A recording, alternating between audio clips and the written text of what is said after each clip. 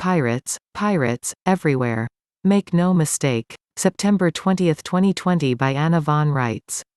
There are three known groups of pirates attempting to commandeer our ship of state. They are 1. Russell J. Gould and his acolytes, pretending that their untoward seizure of the Title IV flag from some of our disabled subcontractors entitles them to our property. In fact, the actual applicable law is, possession by pirates does not change ownership. Our subcontractors never actually possessed our flag in any form or proportion. They were allowed to use the Title IV flag when conducting business for us and exercising our delegated powers to do so. Their lapse is not our loss under any form of international law. 2. Reign of the Heaven Society. A group of nutcases working largely offshore, as pirates usually do, claiming that because they bought some bric-a-brac and documents left over from the bankruptcy of the Scottish interloper 1868 to 1906 that they own the United States of America.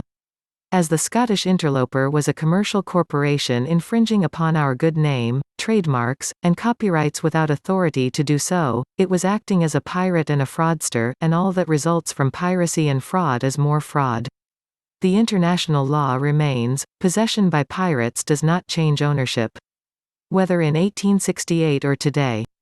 These provocateurs have done the same thing as their Scottish antecedents and have sought foreign incorporation using and abusing our name and seeking to personate us and confuse themselves with us by operating a corporation merely calling itself, the United States of America Incorporated.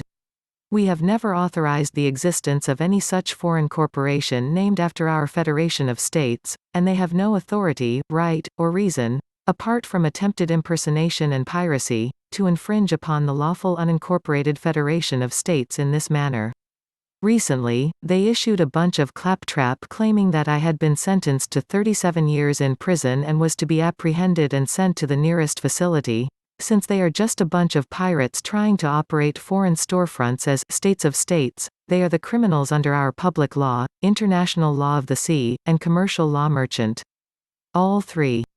Avoid these numbnuts characters like the plague and take nothing they say, no threat they make, seriously.